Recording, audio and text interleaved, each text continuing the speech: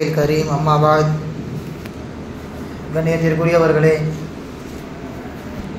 குர்ஆனில் ஓதப்பட்ட வசனம், ஒரு நபி 950 வருடம் மக்களுக்காக வேண்டி அழைப்பு கொடுக்கிறார். ஏராளமான ஏச்சு பேச்சுகள், அடி உதைகள், இன்னும் சொல்லப்போனால் சிறுவர்களை விட்டு எல்லாம் அடிக்க விட்டிருக்கிறார்கள். வயதானவர்கள் தங்களுடைய தடியை வைத்து அடித்திருக்கிறார்கள்.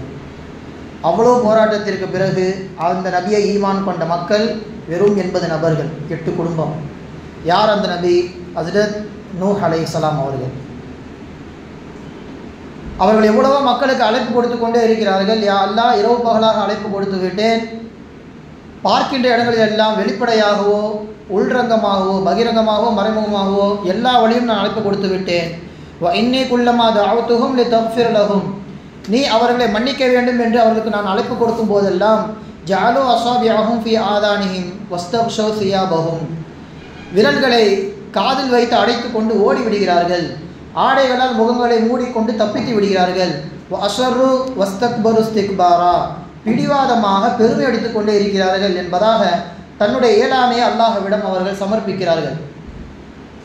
இவ்வளவு போராட்டத்திற்கு பிறகும் அவர்கள் சொன்ன வார்த்தை என்ன? வத்து, சுவா, யகூஸ், யஊக், நஸ்ர் என்கின்ற கடவுள்களை ஒருபோதும் விட்டு விடாதீர்கள் என்பதாக தன் கூட்டத்திற்கு மத்தியிலே அந்த கூட்டத்தின் தலைவர்கள் பிரச்சாரம் செய்கிறார்கள். உண்மையிலே இந்த 5 நபர்கள், இந்த 5 கடவுளாக மாற்றப்பட்டவர்கள் யார் என்றால் அந்த கூட்டத்திலே வாழ்ந்த சாலிஹீன்கள். ஹஜ்ரத் ரசூலுல்லாஹி ஸல்லல்லாஹு அலைஹி வஸல்லம் அவர்கள் வார்த்தையை நாம் சொல்வதானால் இந்த ஹதீஸை இப்னு அப்பாஸ் ரலியல்லாஹு தஆலா அன்ஹு அவர்கள் அறிவிக்கிறார்கள். கான பைன ஆதம் வ நூஹ் அஷரத் குரூனி, ஹஜ்ரத் ஆதம் அலைஹிஸ்ஸலாம் அவர்களுக்கும் ஹஜ்ரத் நூஹ் அலைஹிஸ்ஸலாம் அவர்களுக்கும் மத்தியிலே 10 நூற்றாண்டுகள் இருந்தது. அதாவது கிட்டத்தட்ட 1000 வருடம். இந்த 1000 வருடத்திலே குல்லுஹும் அலா ஷராயிஹிம் மினல் ஹக்கி, சத்திய பாதையிலே ஷரியத் சட்டங்களை பின்பற்றி வாழ்ந்தார்கள். ஃபலம்மா இஹ்தலஃபு பஅஸல்லாஹு நபிய்யின வல் முர்சலீன், எப்போது மக்கள் கருத்து வேறுபாடு கொண்டார்களோ, சிலை வணக்கம் செய்ய ஆரம்பித்தார்களோ, அல்லாஹு தஆலா நபிமார்களையும் ரசூல்மார்களையும் அனுப்பி வைத்தான். வ அன்ஸல கிதாபஹு ஃபகானு உம்மத்தன் வாஹிதா, அவர்களுக்கு வேதங்களை இறக்கி நல் உபதேசங்களை புகட்டுவதற்காக வேண்டி நபிமார்கள் அனுப்பினான். அவர்கள் எல்லாம் கருத்து வேறுபாடு கொள்வதற்கு முன்பாக ஒரே சமுதாயமாக அல்லாஹை வணங்கக்கூடியவர்களாக இருந்தார்கள் என்பதாக சொல்கிறார்கள் ரசூலுல்லாஹி ஸல்லல்லாஹு அலைஹி வஸல்லம் அவர்கள். அது என்ன கருத்து வேறுபாடு?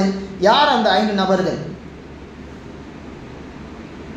ஹஜ்ரத் ரசூலுல்லாஹி ஸல்லல்லாஹு அலைஹி வஸல்லம் அவர்கள் சொல்கிறார்கள், ஹஜ்ரத் ஆதம் அலைஹிஸ்ஸலாம் அவர்களிலிருந்து ஒரு 1000 வருடம் இந்த இடைப்பட்ட காலத்திலே 5 நல்லவர்கள் வாழ்ந்தார்கள். அந்த 5 நல்லவர்களின் பெயர்கள் தான் வத்து, சுவா, யகூஸ், யஊக், நஸ்ர் என்பவர்கள்.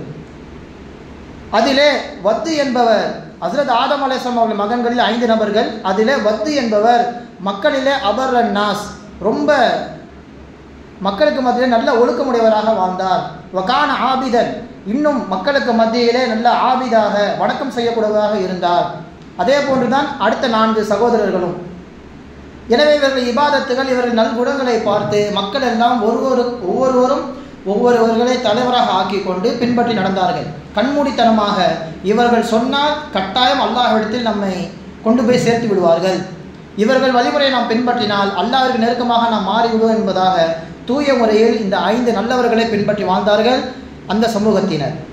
இதிலே வத்து என்பவர் முதலிலே வஃபாத் ஆகிறார். வத்தின் வஃபாத் அவரை பின்பற்றக்கூடிய நபர்களுக்கு தாங்க முடியவில்லை. குறிப்பாக அந்த 4 சகோதரர்களுக்கும் தாங்க முடியவில்லை, யகூஸ், யஊக், நஸ்ர். அப்போ என்ன பண்ணுறாங்க? இப்போதான் ஷைத்தான் மக்களுக்கு மத்தியில் குழப்பத்தை ஏற்படுத்துகிறான்.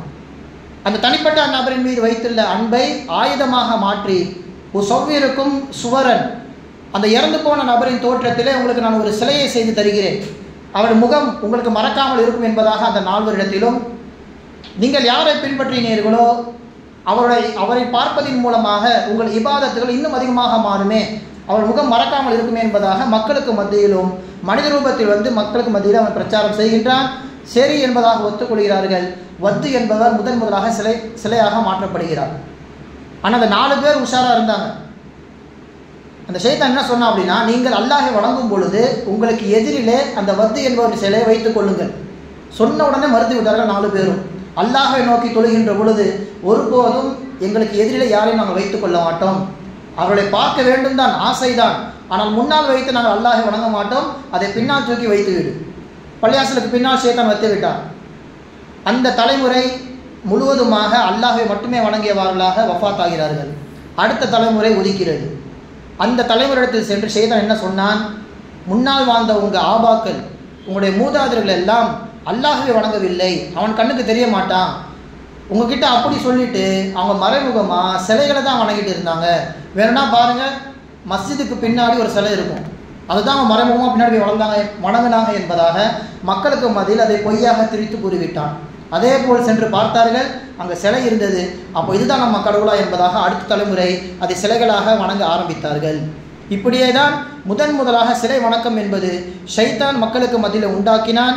அவர்கள் அந்த சாலிஹீன்களின் மீது வைத்துள்ள அந்த அன்பை ஆயுதமாக பயன்படுத்தி அடுத்த தலைமுறையை முழுக்க நரகவாசிகளாக ஷைத்தான் மாற்றிவிட்டான். இப்படியே உலகம் முழுக்க சிலை வணக்கம் என்பது பல்கி பெருகி கொண்டே போகிறது. உலகமெல்லாம் சிலை வணக்கத்தால் கரைபடிந்து கிடக்கின்ற பொழுது அரபு தேசங்கள் முழுக்க ஹஸ்ரத் இப்ராஹிம் அலைஹிஸ்ஸலாம் அவர்கள் ஷரியத்தை முழுமையாக பின்பற்றி தூயவான்களாக இருக்கிறார்கள். அங்கேயும் ஒரு நபர், ஒரே ஒரு நபரின் மூலமாக அரபு உலகத்திலும் ஷைத்தான் சிலை வணக்கத்தை கொண்டு வந்து விட்டான். யார் அந்த நபர்? மக்காவிலிருந்து அம்ர் இப்னு லுஹை என்பவன் ஷாமிற்கு செல்கின்றான். பொதுவாகவே மக்காவாசிகள் வியாபாரிகள் அங்கிருந்து ஷாமுக்கு செல்வது வழக்கம். இந்த மக்காவிலிருந்து செல்கின்ற அந்த அம்ர் இப்னு லுஹை என்பவன் ஷாமிலே அமாலிகா என்கின்ற கூட்டம் சிலை வணக்கம் செய்வதை பார்க்கிறார். பார்த்தவுடன் எனக்கும் இது போன்று வேண்டும், நானும் என்னுடைய ஊரிற்கு சென்று அங்குள்ள மக்களுக்கு இதை ஆர்வம் ஊட்டி வணங்க வைக்கிறேன் என்பதாக தன்னுடைய பாத்திலான கொள்கையை மக்களுக்கு மத்தியிலே திணிக்கின்றான். அங்கிருந்து அந்த சிலைகளை வாங்கி வந்து மக்களுக்கு மத்தியிலே கொடுக்கின்றான். அந்த மக்கள் ஆரம்பம் முதலே மறுத்து விட்டார்கள். நாங்கள் அல்லாஹை மட்டுமே வணங்குவோம், ஷரியத் இப்ராஹிம் என்று சொல்லப்படுகின்ற இப்ராஹிம் அலைஹிஸ்ஸலாம் அவருடைய ஷரியத்தை மட்டுமே நாங்கள் பின்பற்றுவோம், இந்த சிலைகள் எங்களுக்கு வேண்டாம் என்பதாக மறுத்து விட்டார்கள். தொடர்ந்து அவன் 1 மாத காலமாக பிரச்சாரம் செய்து சின்ன பசங்களை முதலில் கவர்ந்து விட்டான். பிறகு வயதானவர்கள், பிறகு வாலிபர்கள் என ஒட்டுமொத்த நபர்களையும் சிலை வணக்கத்தில் அவன் மூழ்கடித்து விட்டான். இந்த நபரை குறித்து ரசூலுல்லாஹி ஸல்லல்லாஹு அலைஹி வஸல்லம் அவர்கள் சொல்லி காட்டினார்கள், ரஅய்து அம்ர் இப்னு லுஹை யஜுரு குஸ்பஹு ஃபின்னார். அம்ர் இப்னு லுஹையை நான் பார்த்தேன், அவன் தன்னுடைய குடல் வெளியே தொங்கியவனாக அதை இழுத்து கொண்டவாறே அவன் நரகத்தில் சென்று போய் விழுந்தான். அன்னஹு அவ்வளவு மன் சுய்யிப சவாயிப் வகையர தீன இப்ராஹிம். ஹஸ்ரத் ரசூலுல்லாஹி ஸல்லல்லாஹு அலைஹி வஸல்லம் அவர்கள் சொல்கிறார்கள், இப்ராஹிம் அலைஹிஸ்ஸலாம் அவர்களின் தீனை ஷரீஅத்தை முதலில் அரபுலகத்தில் மாற்றியவன் இந்த அம்ர் இப்னு லுஹை தான். இவன் மூலமாகத்தான் அரபு தேசங்களுக்கு முழுக்க சிலை வணக்கம் என்பது ஆரம்பமானது என்பதாக சொல்லி காண்பிக்கிறார்கள் நபிகள் ஸல்லல்லாஹு அலைஹி வஸல்லம் அவர்கள். அந்த அடிப்படையிலே ஹஸ்ரத் நூஹ் அலைஹிஸ்ஸலாம் அவர்கள் உழைப்பு 950 வருடம் எவ்வளவு போராடினார்கள்.